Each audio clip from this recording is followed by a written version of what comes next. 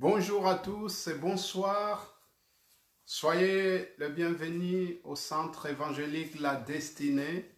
Heureux de se retrouver encore en direct et partager ces moments dans la parole de Dieu et ces moments de réflexion aussi sur la parole de Dieu, sur les événements, mais aussi combien nous sommes heureux, nous savons que nous dépendons de Dieu et de son esprit qui va nous conduire. Je suis vraiment heureux d'être là et bienvenue à vous. J'espère que vous êtes bien disposés de nous suivre et je vous encourage de partager aussi massivement cette vidéo, cette direct chez vous, pour vos amis, les membres de vos familles, parce que des choses que nous allons partager, c'est la parole de Dieu, c'est vraiment les choses essentielles. Voilà, je vous bénis au nom de Jésus et je proclame aussi que la paix de Dieu soit avec vous dans vos maisons, vraiment dans vos familles, que la paix vous inonde. Alléluia. Voilà, on va présenter ces moments au Seigneur. On va prier que Dieu nous conduise, que Dieu nous dirige par son esprit. Alléluia. Lui seul peut nous conduire, lui seul peut nous diriger. Alors je vous encourage vraiment aussi de commenter, de faire des commentaires. Voilà, on va prier. Donc aujourd'hui, c'est l'étude biblique. L'étude biblique, nous avons un thème que nous partageons depuis ça fait le deuxième vendredi. Ce thème, ça s'intitule la réflexion. Voilà, donc il y a quelqu'un qui est en train de l'écrire sur la technique, qui est en train de l'écrire pour que cela soit reconnu de tous. Donc c'est l'étude biblique sur la réflexion, le thème des réflexions. On peut mettre deuxième partie, réflexion, deuxième partie. Voilà, on va prier, présenter ces moments au Seigneur, que Dieu nous assiste, que le Saint-Esprit nous inspire. Alléluia. Père, nous te disons merci. Merci pour ce temps que tu nous accordes de partager autour de ta parole. Je prie que le Saint-Esprit nous conduise, nous anime, que tout ce que nous allons dire, que tout ce qui va être dit, soit vraiment inspiré par le Saint-Esprit. Que la chair puisse s'effacer, que tout ce qui est des paroles, des pensées humaines, charnelles, que cela soit écarté, que seule la pensée de Dieu puisse s'exprimer, puisse s'imprégner aussi dans nos vies. Seigneur, nous voulons recevoir ce qui vient d'en haut. Seigneur, parce que ce qui vient d'en haut, c'est ça qui peut édifier, qui peut exhorter, qui peut encourager, qui peut toucher les vies dans le nom puissant de Jésus. Merci Seigneur de ce que tu es en train d'agir dans des vies, tu es en train de toucher les cœurs. Et Seigneur, je bénis ton Saint-Nom pour, Seigneur, ta fidélité, ton amour et ta grâce. Merci de ce que tu veux délier encore ta parole, délier ma langue, afin que je puisse libérer ta parole, parce que ta parole, elle n'est pas liée, mais Seigneur, combien ma langue peut être liée. Alors je prie, comme tu as délié la langue de Zacharie, délie ma langue, comme tu as délié la langue de Moïse, délie ma langue, afin que je puisse être un instrument de bénédiction pour la gloire de ton nom et pour l'édification du corps de Christ, l'édification de mes frères et sœurs. Gloire et louange à toi. Victoire à toi, agneau de Dieu, pour tout ce que tu es et pour tout ce que tu fais. Que ton nom soit béni, exalté et célébré dans le nom puissant de Jésus. Gloire et louange à toi, Seigneur. Amen. Amen. Alléluia. Merci. Merci pour tout simplement ce temps que nous allons passer ensemble. Je remercie de ma part. Je remercie le Seigneur parce que de nature, je suis quelqu'un de nature timide, mais combien je bénis le Seigneur de ce qu'un jour il a délié ma langue, que je puisse tout simplement partager la parole de Dieu. Alléluia. Alors, donc, c'est sur ce thème de la réflexion que nous avons commencé vendredi dernier et nous allons poursuivre et nous avons vu la définition de la réflexion. et nous avons vu déjà 2 points sur quoi devrons-nous réfléchir.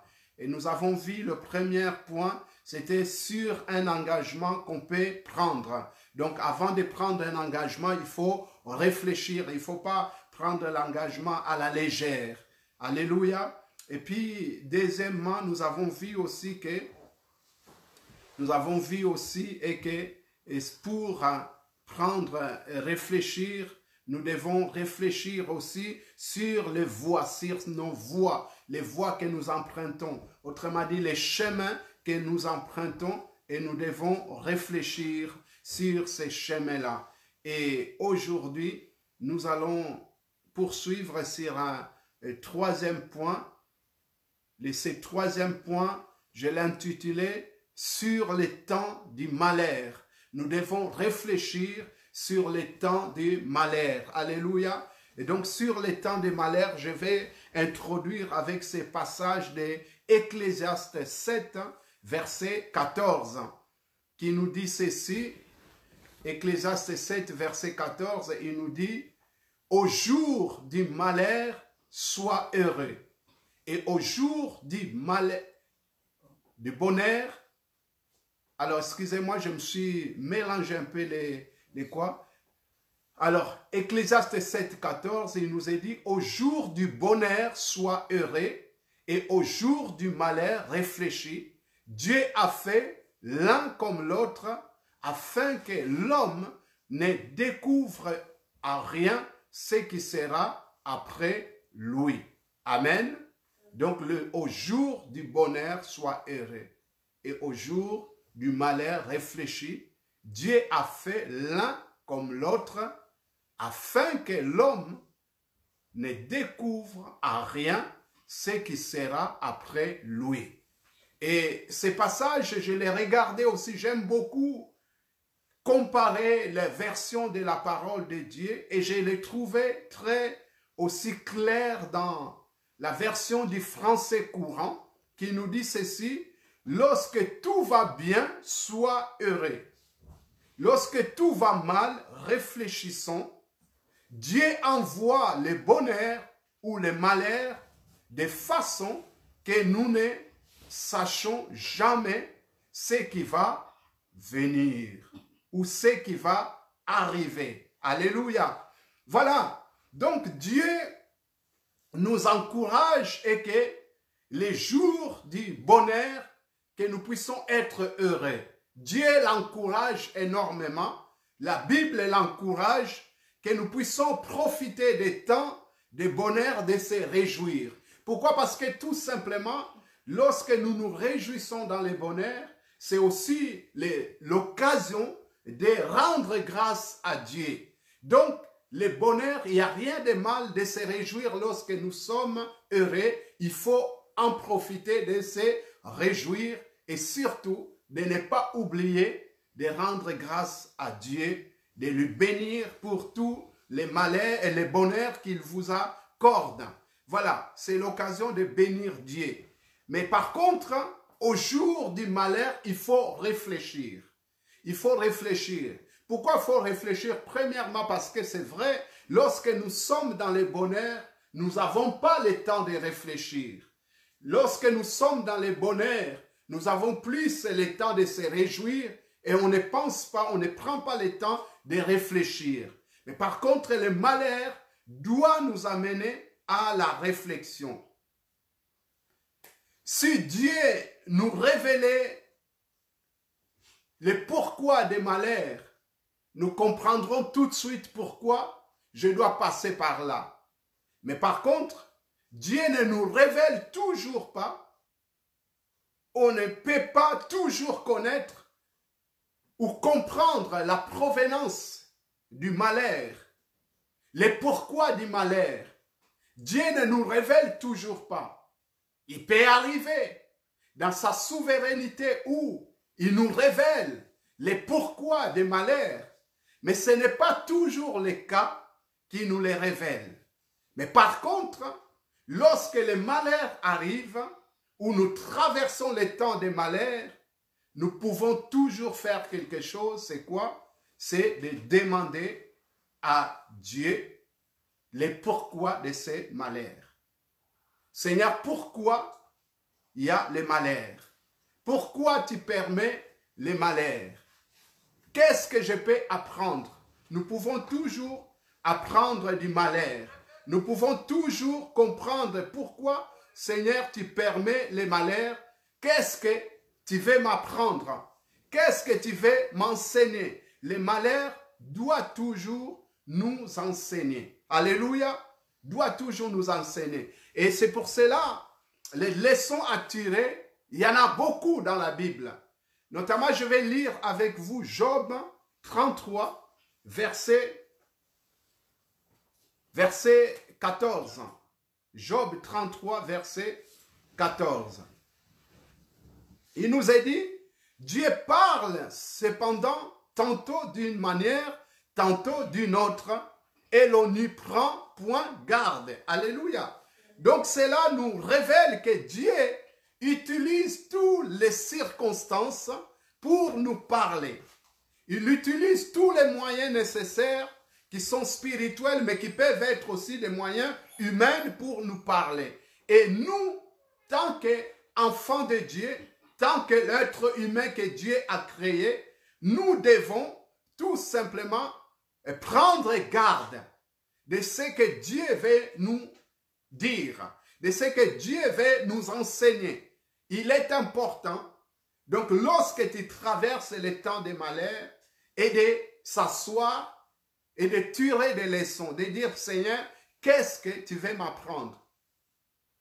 Qu'est-ce que tu veux m'enseigner? Parce que Dieu utilise tous ces moyens-là. Il y a un jour, il y a des années de cela, je lisais ma Bible et concernant les circonstances que Dieu utilise, la Bible nous dit que lorsque le peuple de Dieu, Israël, a quitté l'Égypte, il pouvait entrer dans la terre promise au bout de 3 jours. Au bout de 3 jours, il pouvait déjà arriver à Canaan. Mais voilà que Dieu les a fait faire un grand détour dans les déserts. Et ces grands détours, donc ce sont des circonstances dont le peuple de Dieu devait s'asseoir pour réfléchir et comprendre qu'est-ce que Dieu voulait les enseigner. Et la Bible nous dit que Dieu les a fait faire un détour. Pourquoi? Parce que tout simplement, il n'a pas voulu qu'ils puissent prendre ces chemins qui allaient les coûter simplement 3 jours et arriver à la terre promise. Pourquoi? Parce qu'ils allaient voir la guerre, ils allaient voir les Philistins et Dieu les a épargnés. Voyez comment Dieu utilise les circonstances pour nous parler. Donc Dieu voulait simplement les enseigner que tu vois, je ne vais pas te faire passer par ces chemins, quoique il est le plus rapide, mais tu allais voir des combats et tu allais tout de suite vouloir retourner en Égypte. Même si nous savons et que dans les déserts, il murmurait, il critiquait et il s'est rebellé contre Dieu, mais le chemin était tellement long, il ne pouvait plus revenir.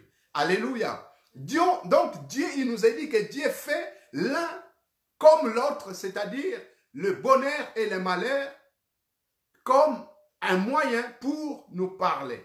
Et Romains 8, verset 28, que nous avons déjà lu dans d'autres sujets que nous avons traités, il nous est dit, nous savons du reste que toute chose concourt au bien de ceux qui aiment Dieu, de ceux qui sont appelés selon son dessein. Alléluia! Ça veut dire que Dieu, tout ce qu'il permet, il n'est pas l'auteur de notre malheur, mais tout ce qu'il permet, il l'utilise pour notre bien, parce qu'il est celui qui change le mal en bien. Alléluia! Toute chose concourt au bien de ceux qui aiment Dieu. C'est que lui, il appelait selon ses desseins, selon ses projets qu'il a préparés, et il va utiliser toutes choses pour notre bien. Ça veut dire, même si nous ne cherchons pas les malheurs, nous ne cherchons pas les mal, mais Dieu peut toujours, dans les malheurs, sortir quelque chose de bon. nous enseigner quelque chose. Alléluia. Un jour, il y a un pasteur canadien qui habitait à Las Vegas. Il est allé faire un séminaire. Ce séminaire, c'était en Rwanda, après les génocides. Pour ceux qui connaissent l'histoire, ce pays Rwanda qui a connu des génocides. Et voilà qu'il est parti faire ce séminaire. C'était plus un séminaire orienté vers les pasteurs, pour ce qu'ils appelaient la guérison intérieure. Parce qu'il y avait beaucoup de pasteurs qui étaient touchés par ces génocides, parce qu'ils avaient perdu les membres de leur famille, ou peut-être eux-mêmes, ils étaient persécutés. Et voilà qu'il y avait au-delà de 500 pasteurs. Pendant que ces pasteurs canadiens faisaient ces séminaires, ils parlaient sur la restauration, la guérison intérieure. Et voilà, à un moment donné, il s'arrête, il dit, voilà, on va faire quelque chose. Vous allez tous réfléchir sur tout ce qui vous a fait mal pendant ces temps de génocide. Tout ce qui a brisé vos cœurs, tout ce qui vous a blessé, qui vous a détruit. Et quand il a fait cela, il racontait dans son témoignage et qu'il y a eu beaucoup de pleurs. À son étonnement total, il voit des centaines de pasteurs qui se sont mis à pleurer. Ils pleuraient comme des enfants. Et lui il se disait, mais qu'est-ce que j'ai fait? Il ne fallait pas que je fasse cela. Et voilà, ils ont pleuré quelques minutes après. Il essaye d'établir le silence dans la salle. Et puis il leur dit, voilà, j'ai réalisé que ce que j'ai dit, ça vous a plongé dans les passés qui vous ont fait du mal. Maintenant, je vous en supplie, vous allez simplement se taire pour quelque temps. Maintenant, je vous demande, dans tout ce qui vous a fait du mal, essayez de sortir quelque chose de positif. Bien-aimé, ce n'est pas facile de sortir quelque chose de positif dans ce qui est négatif. Surtout dans ce qui vous a fait pleurer. Et voilà que un temps de silence, et puis les gens ont commencé à s'exprimer. Ils ont commencé à prendre la parole. Et voilà que parmi ces pasteurs qui pleuraient, il y en a un qui va prendre la parole.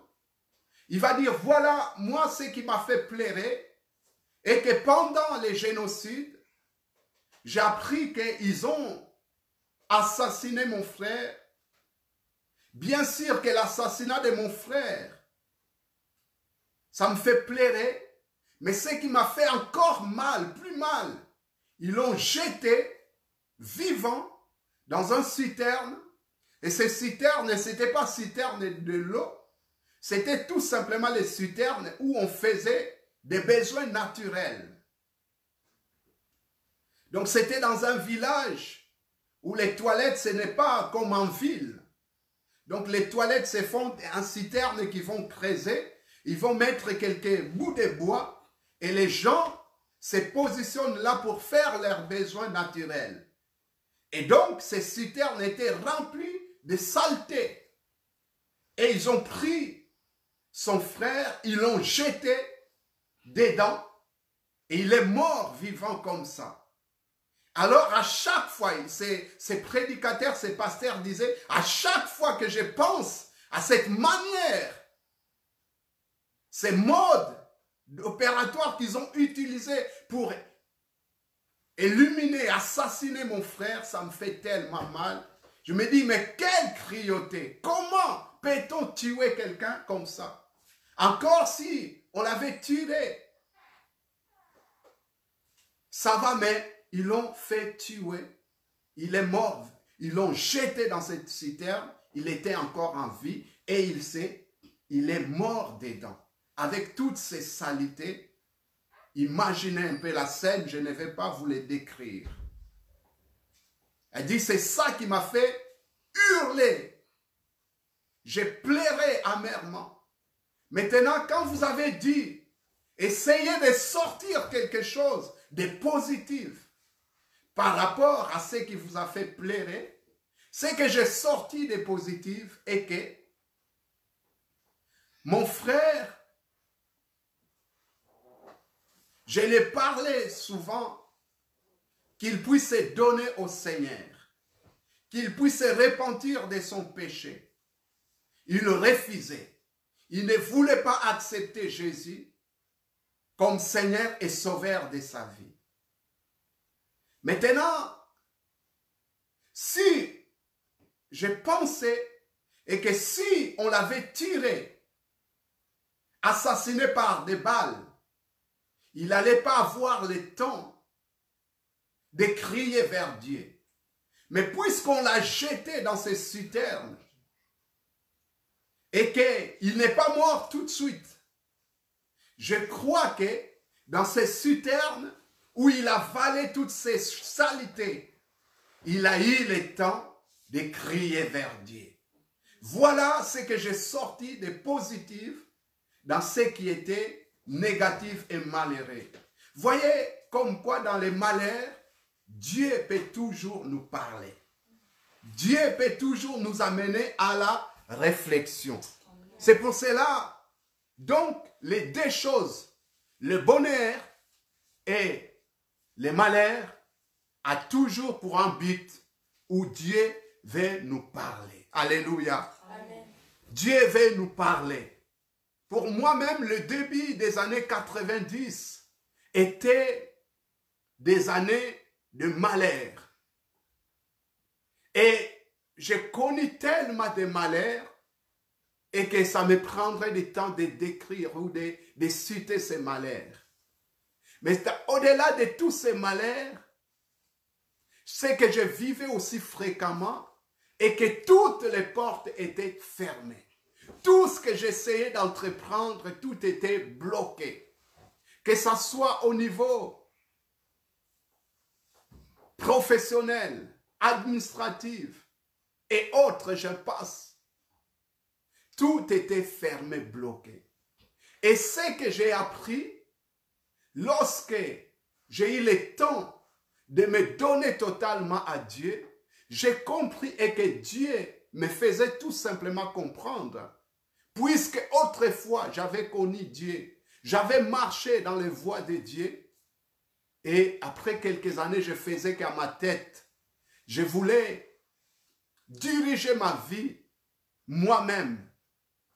Et dans ce temps-là, tout ce que j'essayais d'entreprendre, je connaissais que échec sur échec. Et en fait, j'ai compris que Dieu me disait, me faisait comprendre, tu veux faire ta vie sans moi, vas-y, on va voir. Et donc, j'essayais d'entreprendre des choses dans ma vie. Tout était bloqué. Échec sur échec. Et j'ai compris simplement que Dieu me faisait comprendre que sans moi, tu ne peux rien. Tu dois revenir au point de départ que tu avais commencé autrefois avec moi. Et d'ailleurs, Jésus nous le dit dans sa parole, dans l'évangile selon Jean, il dit, sans moi, vous ne pouvez rien. Alléluia. Lui, il est le cep, le tronc de l'arbre. Et le sarment qui n'est pas attaché à lui, il ne peut pas porter des fruits. Alléluia.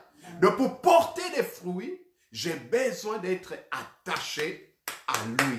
Et c'est comme ça que quand j'ai compris cela, je ne pouvais pas faire autre chose si ce n'est que de donner ma vie à Dieu afin qu'il puisse le conduire. Alléluia. Amen. Les deux circonstances, malheur et bonheur, ont pour but.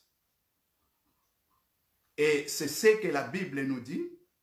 Il nous dit ceci, le verset que nous avons lu, afin que l'homme ne découvre en rien ce qui sera après lui. Donc, il nous est dit que quand on lit ces versets, Ecclésiaste 7, 14, il nous est dit que au jour du bonheur, sois heureux, et au jour du malheur, réfléchis. Dieu a fait l'un comme l'autre afin que l'homme ne découvre en rien ce qui sera après lui. Alléluia. Afin que l'homme ne découvre en rien ce qui sera après lui. Dans les français courants, c'est marqué de façon que nous ne sachions jamais ce qui va arriver. Et parole de vie, j'aime beaucoup aussi cette version qui nous dit, ainsi nous ne savons jamais ce qui va arriver. Ça veut dire que, en fait, Dieu, il est tellement sage, plus sage que l'être humain. En fait, qu'est-ce qu'il fait? Il fait tout simplement et que il permet ces deux événements, dans ces deux circonstances, et que le malheur, ainsi que le bonheur, il les utilise pour brouiller les pistes de ton avenir. Alléluia. Donc, il le utilise, il fait qu'il permet qu'il y ait des bonheurs, que tu vives le bonheur. Il peut permettre aussi les malheurs. Le but, c'est tout simplement, il brouille les pistes de ton avenir. Parce que si tu vis dans le bonheur au quotidien, tout le temps, tu risques de ne pas te soucier de ton existence. Tu dis de toutes les façons, j'ai toujours vécu dans les bonheurs. Je vis toujours dans les bonheurs. Je baigne dans les bonheurs. Donc, tu peux tomber dans ces pièges où tu ne penses même plus à ton existence. De te poser des questions sur ton avenir. De te dire, mais où irai-je un jour? Qu'est-ce qui va m'arriver dans l'avenir? Parce que tu as toujours été ainsi. Mais aussi, si tu vis que dans les malheurs et dans les malheurs, tu risques aussi de tomber dans les pièges de la fatalité. Où tu dis de toutes les façons, moi, ça a toujours été les malheurs et ça serait toujours les malheurs. Mais Dieu, il est celui qui vient dans les malheurs. La Bible nous dit que les malheurs atteignent souvent les justes, mais l'Éternel l'en délivre toujours. Alléluia. Et il est écrit aussi que quand un malheureux crie à Dieu, l'Éternel l'en délivre de toutes ses détresses. Alléluia. Ça veut dire que Dieu peut permettre les malheurs, mais il va toujours te sortir de là. Mais dans les malheurs, ce qu'il désire est que tu puisses prendre le temps de réfléchir. Alléluia. Que tu puisses réfléchir et tirer des leçons. Alléluia. Et tirer des leçons et de se dire que de toutes les façons, Dieu permet ces temps, mais dans ces temps, c'est lui qui est le maître des temps et des circonstances. Parce que dans ces deux temps, malheur comme bonheur, Dieu veut démontrer que lui, il a le contrôle de toutes choses. Il est le maître des temps et des circonstances. Alléluia. Et même aussi qu'il tient ton avenir entre ses mains. Mon bien-aimé, je vais te dire que ton avenir, ce n'est pas toi qui le contrôle. C'est Dieu qui le contrôle. Alléluia. Aujourd'hui, nous sommes dans un temps où les gens, ils ont fait toutes sortes de projets. Ils ont dit, mois de mars, fin mars, nous allons faire ceci. Moi-même, avec l'église, nous avons fait des projets. Nous devons voir notre assemblée générale. Nous devons préparer des baptêmes. Nous allons avoir des baptêmes. Mais Dieu a tout chamboulé. Alléluia. Les autres, ils ont fait des projets. Il y a des élections. Et nous allons changer de maire.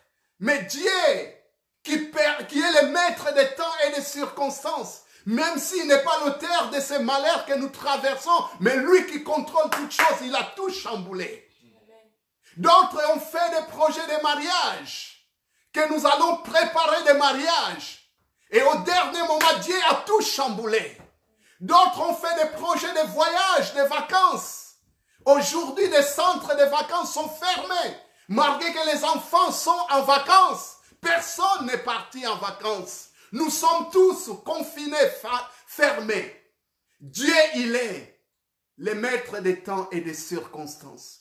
Dieu, il est celui qui tient toutes choses entre ses mains. Il est souverainement élevé. Il est assis sur son trône. Et d'ailleurs, je vais te dire, alors que toi, tu te poses des questions, est-ce que les projets que j'avais préparés, ça va toujours se réaliser? Qu'est-ce que ça va arriver? Et tout ce que nous traversons, Dieu, il est toujours assis sur son trône. Amen. Alléluia. Lui, il ne bouge pas. Lui, il n'y a rien qui l'inquiète.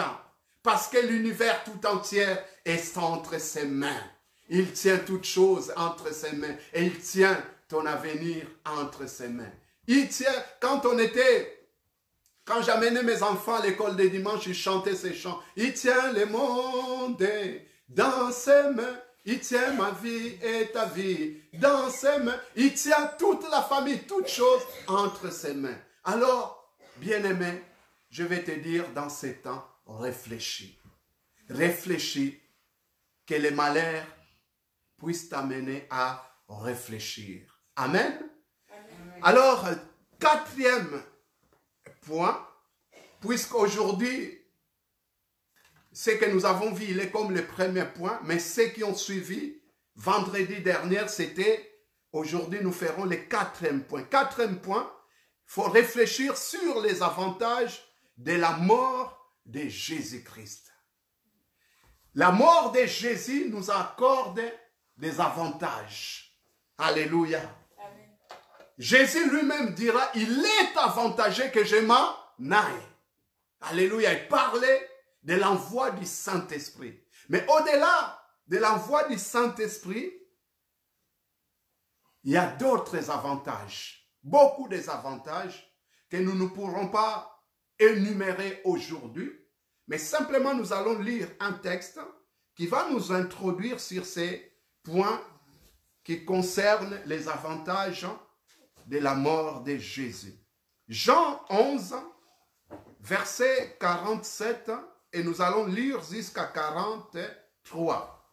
Et je rappelle simplement à ceux qui nous rejoignent, ce n'est pas une prédication habituelle, mais c'est une étude biblique que nous faisons. Ça veut dire nous ouvrons nos Bibles et je t'encourage de prendre ta Bible et nous lisons. Jean 11, verset 47 et nous allons lire jusqu'à 43. Il nous est dit, alors les principaux sacrificateurs et les pharisiens assemblèrent la Sanhédrin et dirent, que ferons-nous? Car cet homme fait beaucoup de miracles. Si nous le laissons faire, donc il est question de Jésus qui faisait beaucoup de miracles, tous croiront en lui et les Romains viendront détruire notre ville et notre nation. L'un des Caïphes, qui était souverain sacrificateur cette année-là, leur dit, vous n'y entendez rien. Vous ne réfléchissez pas qu'il est dans notre intérêt, autrement dit, dans notre intérêt, dans notre avantage, qu'un seul homme meurt pour le peuple et que la nation entière ne périsse pas. Or, il ne dit pas cela de lui-même, mais étant souverain sacrificateur cette année-là, il prophétisa que Jésus devait mourir pour la nation, et ce n'était pas pour la nation seulement, c'était aussi afin de réunir en un seul corps les enfants de Dieu dispersés. De ces jours, ils résolurent de les faire mourir. Amen. Amen. Les avantages, ce sont des intérêts qu'on peut avoir dans une affaire, dans une situation, tout ce qu'on peut avoir comme avantage, tout ce qu'on peut avoir comme intérêt. Et ces textes de l'évangile selon Jean nous révèlent que Jésus faisait beaucoup de miracles. Et quand il va faire le miracle de la résurrection de Lazare, et là, les sacrificateurs, les les Juifs, ils vont se dire, mais cet homme, il y a beaucoup de gens qui le suivent. Qu'est-ce qu'il faut faire? Alors que les Sanhedrin va se unir. Les Sanhedrin, c'est tout simplement, c'est un conseil juridique ou judiciaire qui s'est rassemblé pour statuer sur le sort de Jésus. Et ces conseils juridiques avaient débuté à l'époque de Moïse. Donc ça ne datait pas du Nouveau Testament, ça datait déjà de l'Ancien Testament. À l'époque de Moïse, déjà c'est Dieu lui-même qui avait statué cela. Alors les mots, on n'appelait pas Sanhédrin, mais tout simplement c'était un conseil des anciens et on peut les regarder dans Nombre 11, versets 16 à 17,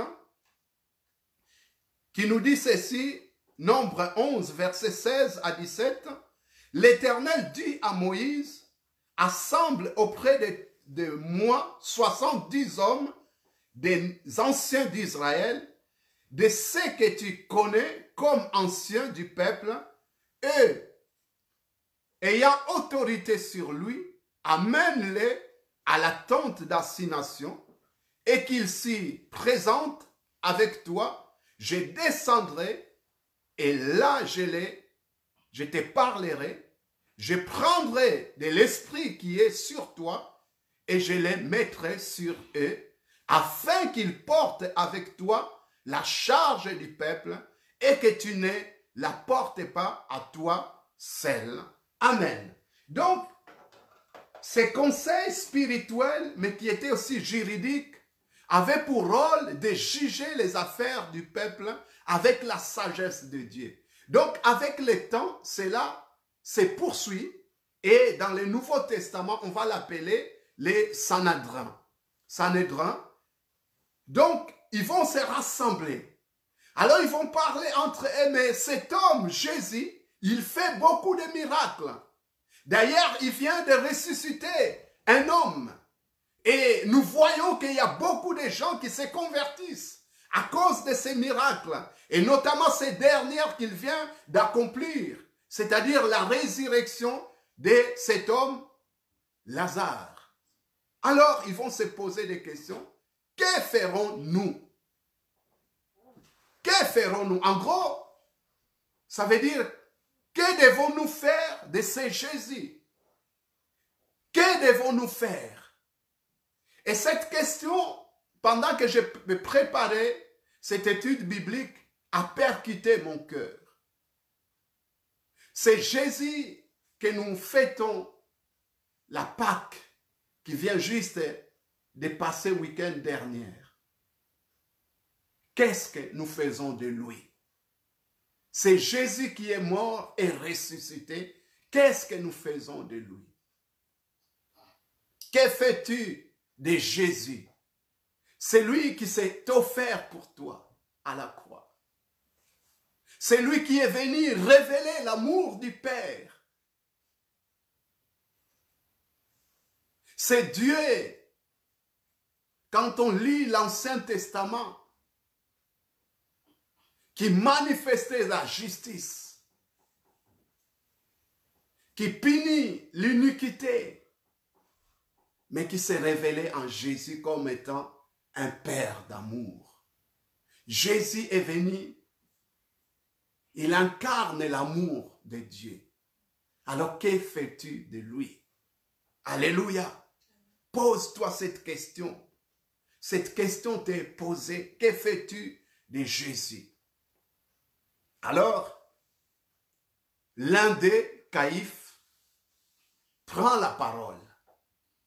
Avant de parler sur ce qu'il a dit, qui nous révèle ces aspects des avantages de la mort de Jésus, je vais simplement dire quelques mots sur ce personnage Caïphe. Caïphe, cet homme, il était ambitieux déjà et orgueilleux.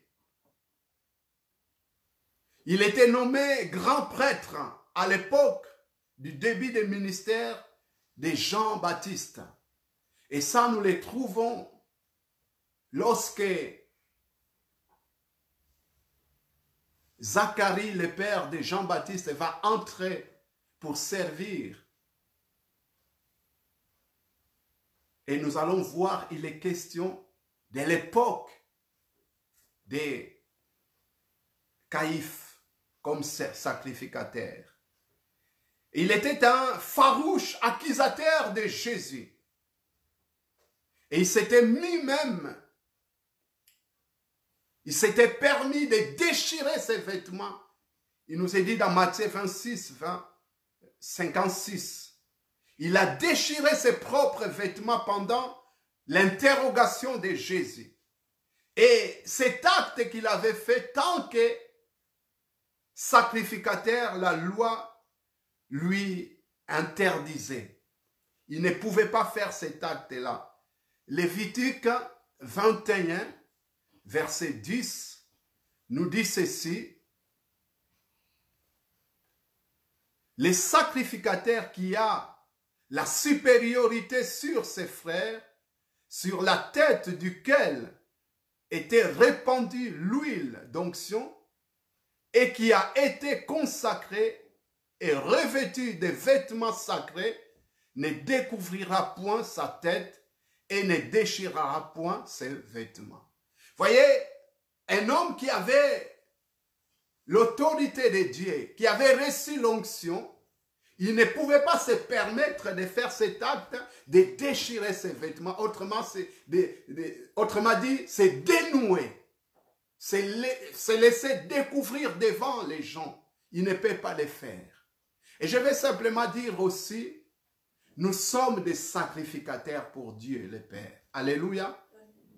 Tout enfant de Dieu est sacrificateur et tu ne peux pas exposer ton corps devant tout le monde. Ton corps est le temple du Saint-Esprit.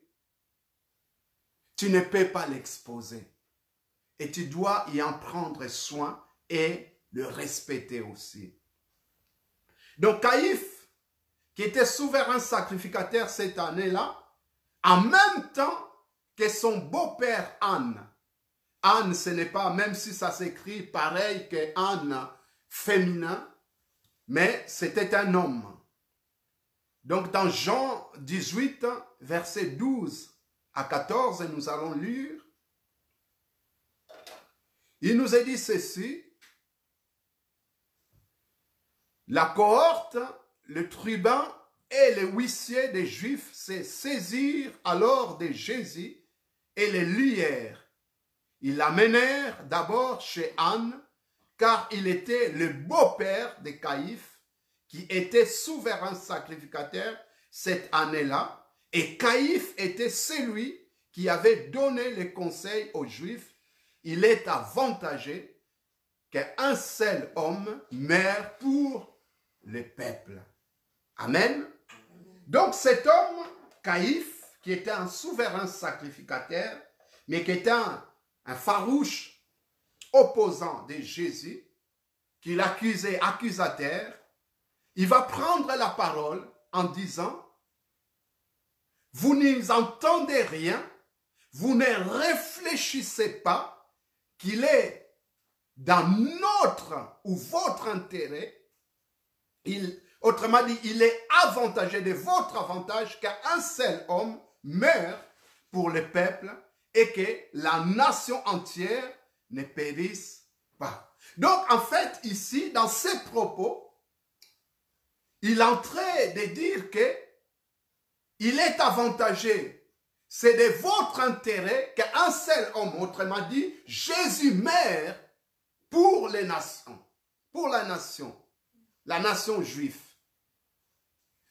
Donc, il va dire cela, mais ceux qui ne comprenaient pas, inconsciemment, il est en train de faire quoi? De prophétiser.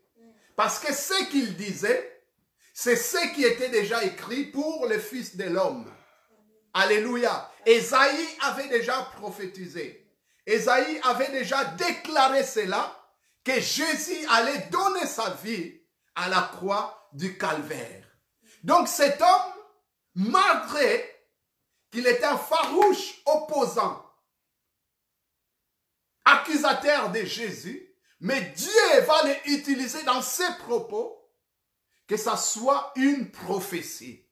Qu'est-ce que je vais dire par là? Je vais aussi vous dire, et que la Bible nous dit aussi que dans les derniers jours, je répandrai mon esprit sur toute chair.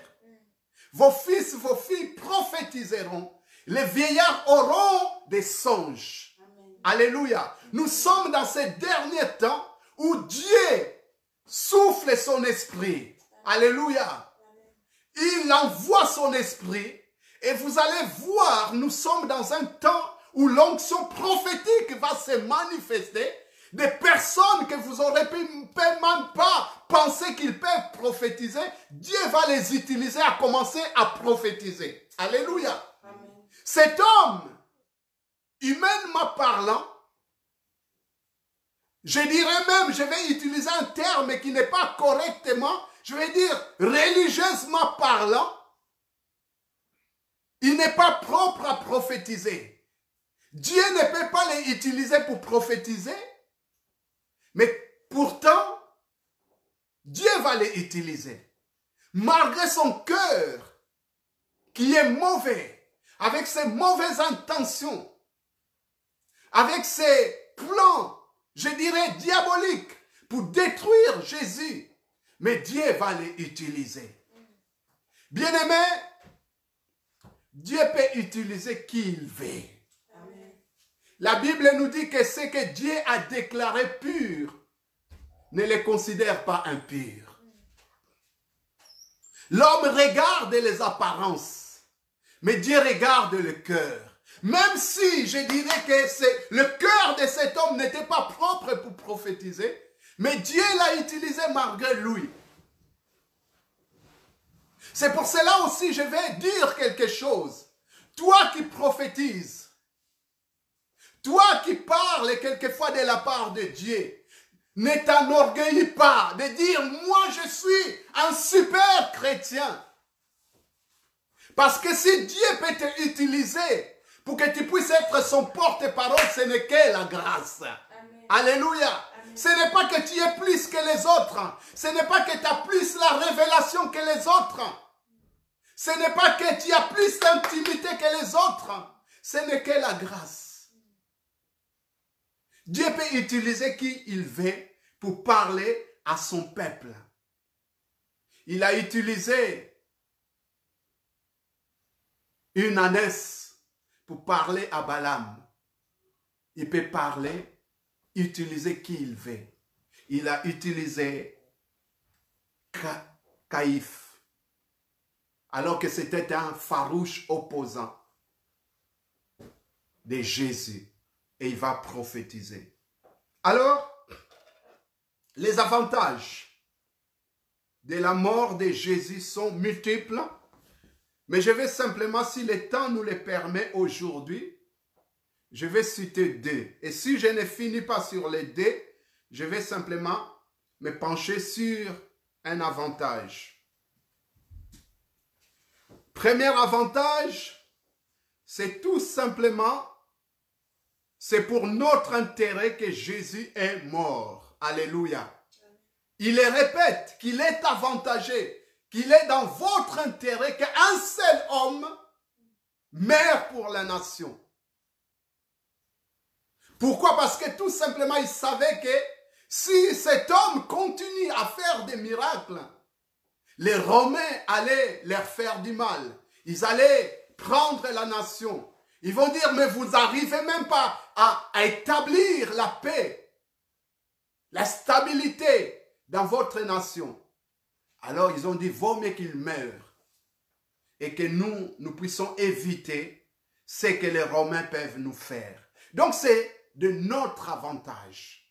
C'est ton avantage. C'est pour ton intérêt que Jésus est mort. Et tu dois réaliser cela quand tu fêtes la Pâque ou peu importe les jours, tu dois réfléchir et dire, mais pourquoi Jésus est mort? Au-delà de toutes les raisons, au-delà de tous les intérêts, au-delà de tous les avantages, premier avantage, Jésus est mort pour que tu sois sauvé.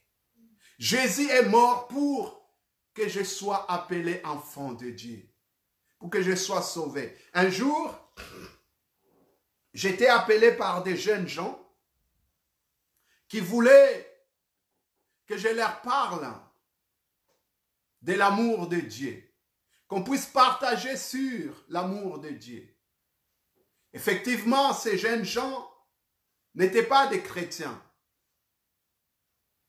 Ils ont une religion, que je ne citerai pas les noms. Et voilà que pendant qu'on parlait sur la foi chrétienne, et il y en a un qui va prendre la parole, qui va me dire, messieurs les pasteurs, je vais vous poser une question. Nous savons que la chute d'Adam et Ève a plongé l'humanité tout entière dans les péchés, dans les malheurs que nous vivons aujourd'hui.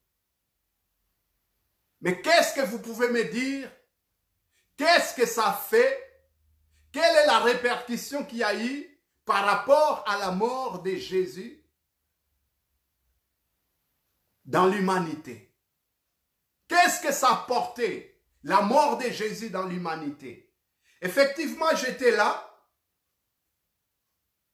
comme ça sur les champs. Je n'avais pas grande chose à lui dire.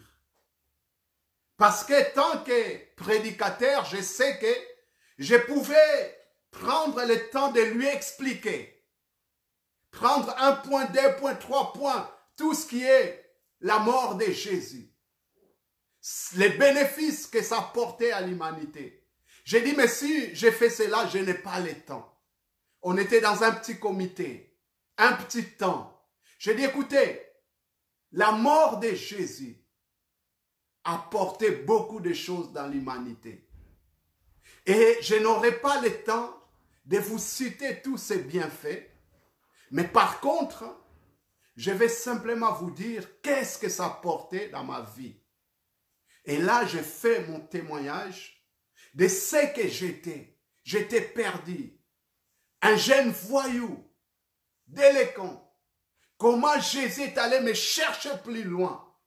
Et par sa mort, moi qui méritais la condamnation, la mort, Jésus m'a pardonné. Alléluia. Amen. Jésus m'a justifié. Jésus m'a lavé par son sang. Là où je pouvais avoir la honte. Que je ne pouvais même pas prétendre dire, voilà ce que j'étais. Jésus m'a débarrassé de cette honte. Il a fait de moi une nouvelle créature, née en Dieu, en Jésus-Christ. Et je peux témoigner la puissance de l'évangile. Voyez ce que la mort de Jésus peut porter dans ta vie. Toi qui n'as pas encore fait cette expérience, Jésus, par sa mort, il a pris ta place. Pour que tu sois pardonné. Toi qui vis dans la culpabilité, tu te dis, je peux demander pardon à quelqu'un ce que j'ai fait, ce que je lui ai fait. Mais est-ce que là-bas en haut, quelqu'un peut me pardonner? Est-ce que mes péchés, quelqu'un peut me pardonner? Oui, Jésus, il pardonne les péchés. Il dit pour que je vous sachiez, un jour il y avait des religieux qui discutaient par rapport à l'autorité de Jésus pour pardonner les péchés. Ils disent, mais qui est cet homme qui dit et qu'il peut pardonner les péchés? Il n'y a que Dieu qui peut pardonner cet homme, il blasphème. Mais Jésus va leur dire, qu'est-ce qui est difficile de faire? Et c'est de dire à cet homme, tes péchés te sont pardonnés. Ou de lui dire, prends ton lit, lève-toi et marche. Alors pour que vous sachiez que le Fils de l'homme a le pouvoir de pardonner les péchés, alors j'ai dit au paralytique, lève-toi, prends ton lit et marche. Amen. Jésus seul a le pouvoir, la puissance et l'autorité de pardonner les péchés. Et il peut te pardonner. Quel que ça soit ce que tu as fait, Jésus peut te pardonner. Alléluia. Amen. Jésus, il est mort à la croix. l'avantage de sa mort, premièrement, c'est pour que nous ayons la vie. C'est notre intérêt. C'est pour notre intérêt que Jésus est mort. Jésus est mort pour toute l'humanité. Caïphe va le dire, et ce n'était pas pour la nation seulement. Autrement dit, non pas simplement pour les Juifs, quand on parle de la nation ici, en singulier, c'est pour le peuple juif. Ce n'est pas pour la nation simplement, ce n'est pas pour les Juifs simplement. Quoique nous le savons que le salut vient premièrement des Juifs. Jésus est venu vers les siens et les siens ils l'ont rejeté. Alléluia. Il est venu vers les Juifs.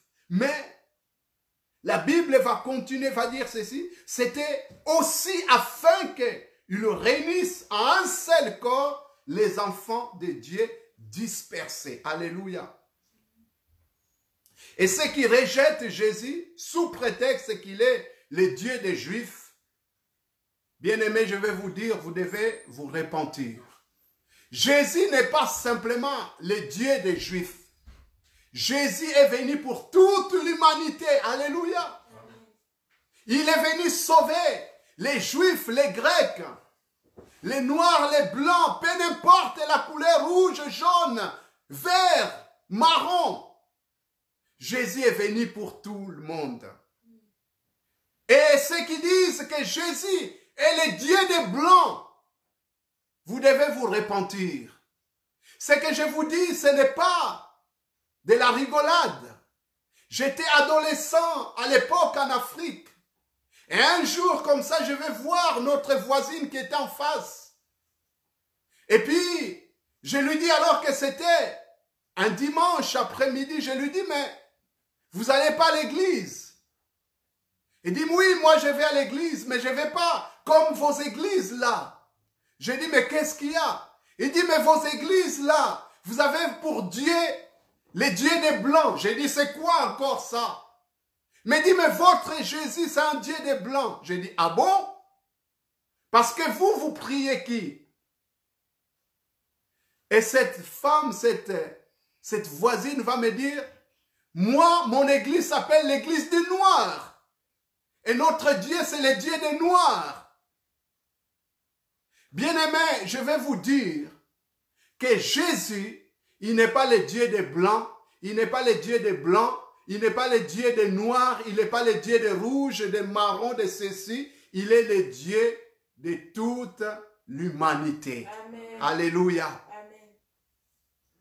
Et la Bible nous dit, c'est Paul qui l'affirme, il n'y a plus ni juif, ni grec, ni esclave, ni libre, ni même femme ou homme. Mais tous qui ont accepté Jésus, ils sont appelés les peuples de Dieu. Alléluia. Amen. La Bible ne nous montre pas une religion. La Bible ne nous parle pas d'une dénomination, que mon église est ceci, que mon église. La Bible nous révèle l'amour de Dieu. Alléluia. L'amour de Dieu. Jésus s'est offert pour l'humanité tout entière. Son désir, c'est d'unir ceux qui sont dispersés à un seul peuple. Ne rejetez pas Jésus, parce qu'il n'y a de salut à aucun autre nom. Dans les ciels, sur la terre et sous la terre, aucun autre nom qui nous a été donné par lequel nous devrons être sauvés, si ce n'est que le nom de Jésus. C'est celui-là que nous élevons. Jésus dira lui-même, comme Moïse éleva les serpents des reins dans le désert, il faut que le Fils de l'homme soit élevé.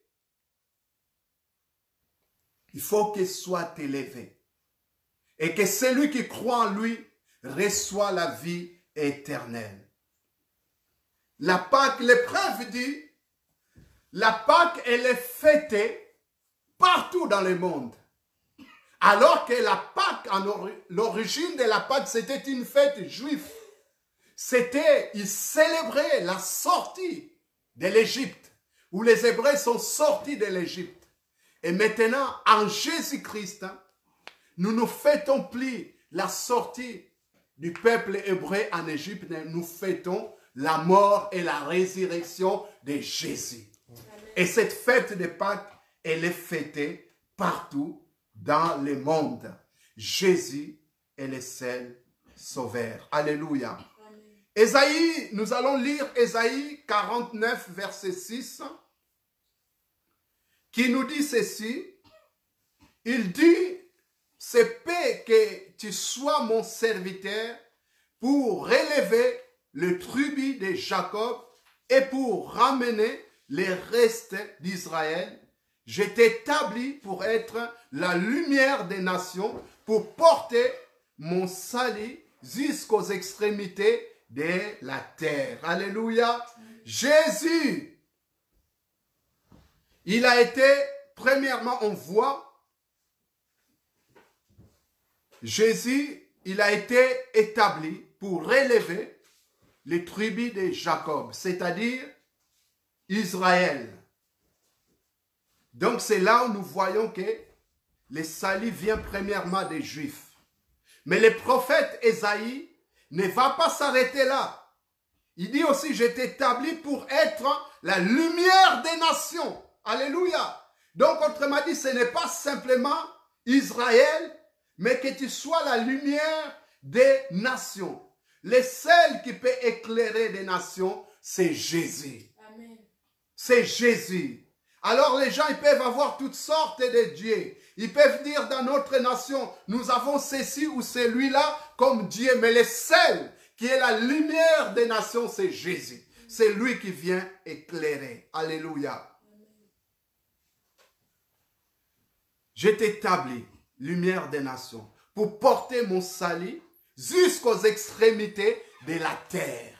Donc c'est Jésus qui est appelé, qui a été établi par Dieu pour amener le salut jusqu'aux extrémités de la terre. Maintenant, qu'est-ce que Jésus fait? Il est fait à travers toi et moi. Toi qui se donnes à Dieu, Dieu te utilise pour que tu deviens son témoin. Il dit, voilà, vous recevrez une puissance, celle du Saint-Esprit survenant sur vous, et vous serez mes témoins en Jérusalem, en Judée, en Samarie, jusqu'à l'extrémité de la terre.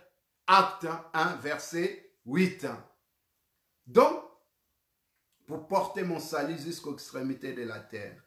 Et l'un des signes de la fin des temps, c'est que l'évangile doit être annoncé partout, partout,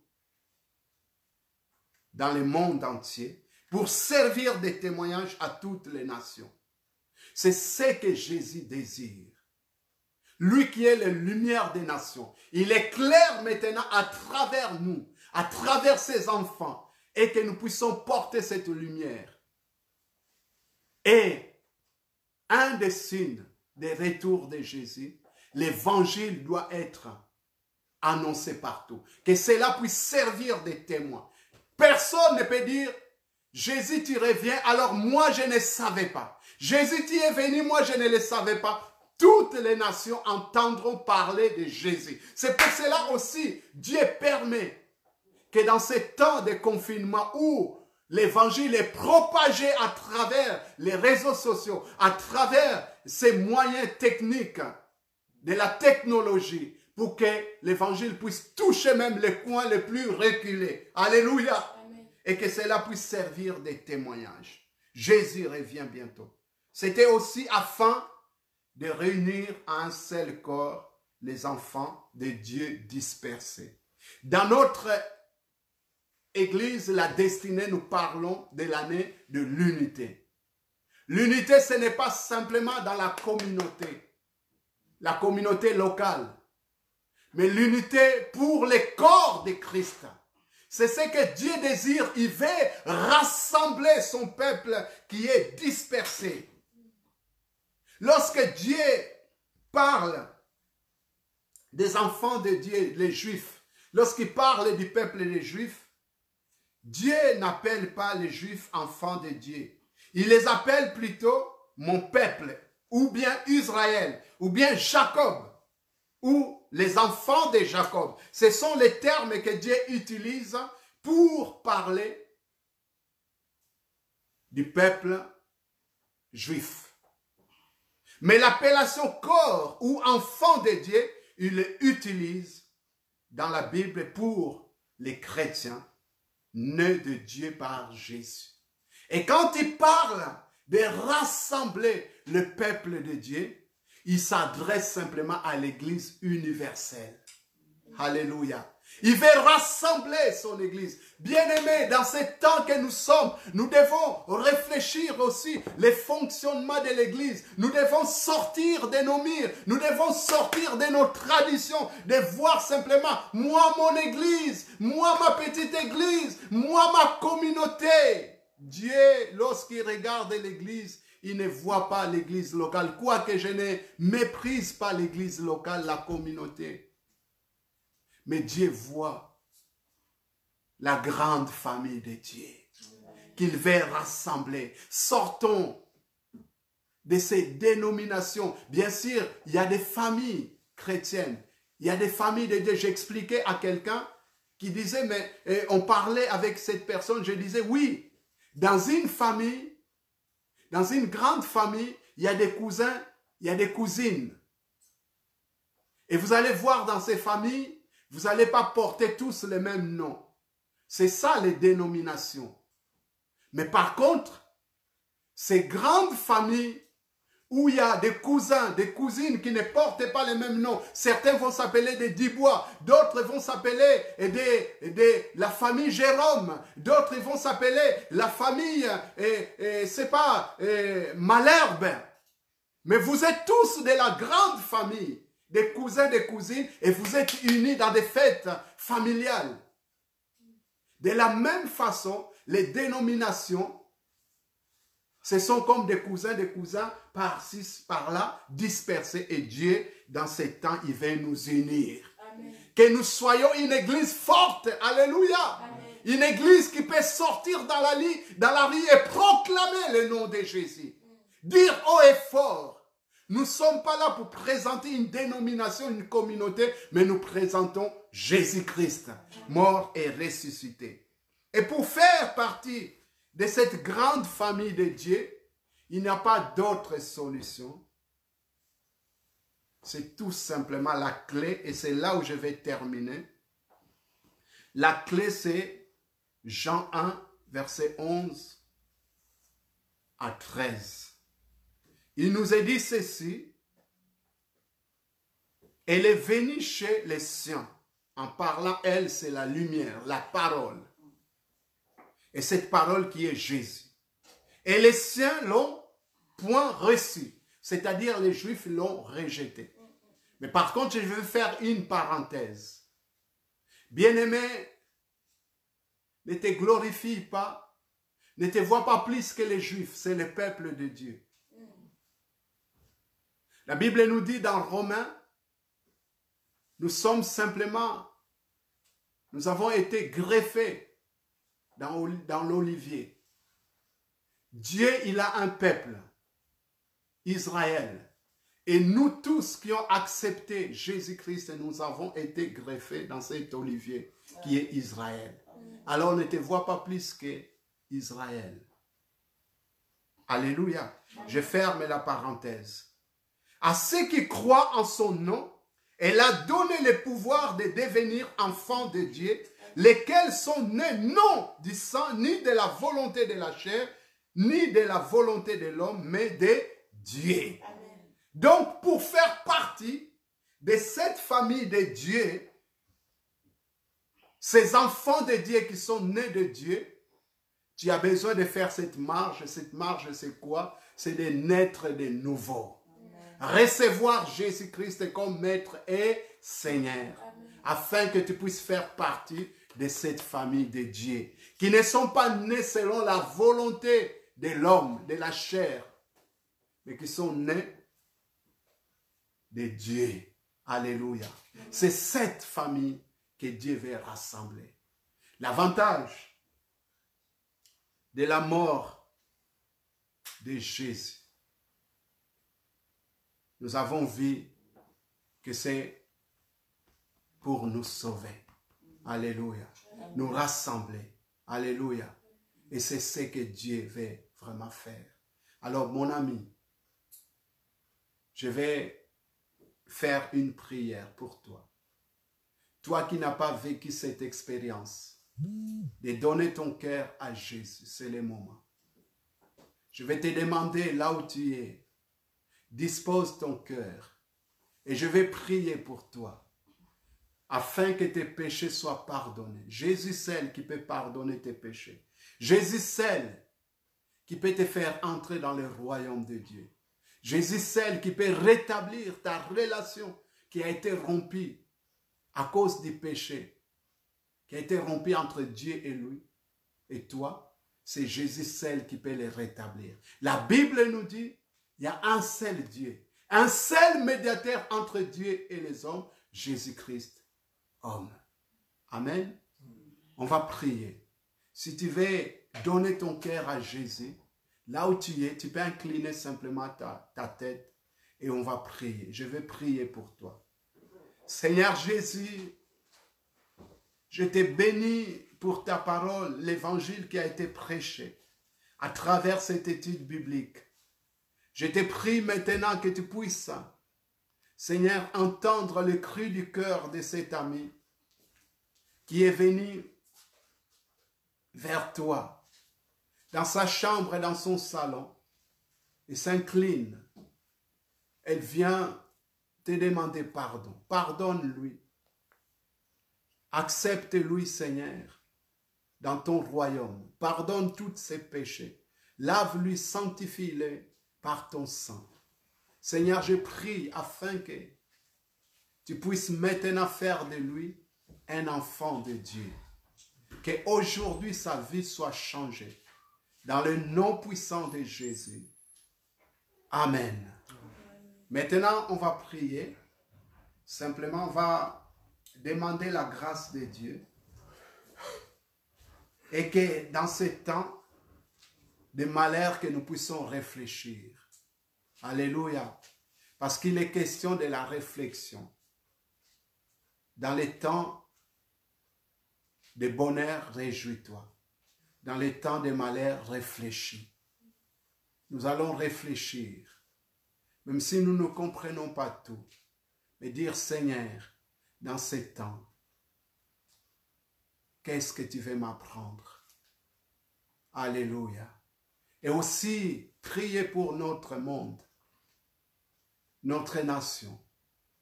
Que les gens puissent réfléchir dans ces temps de malheur. Alléluia. Qu'ils puissent réfléchir. Oh, by Jesus. Seigneur, nous te prions.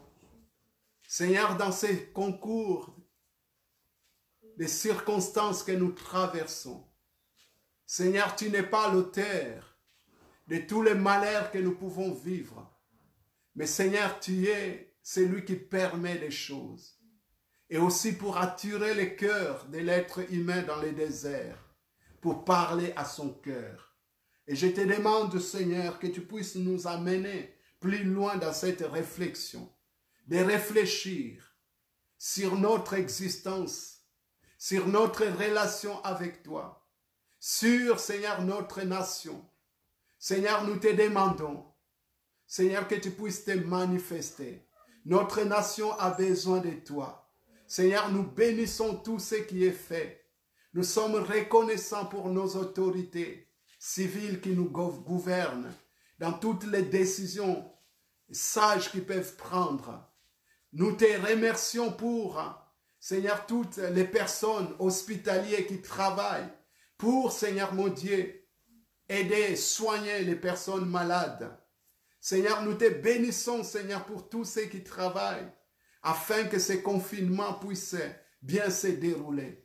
Mais au-delà de tout cela, nous savons que notre nation a besoin de ton secours, a besoin de ton aide.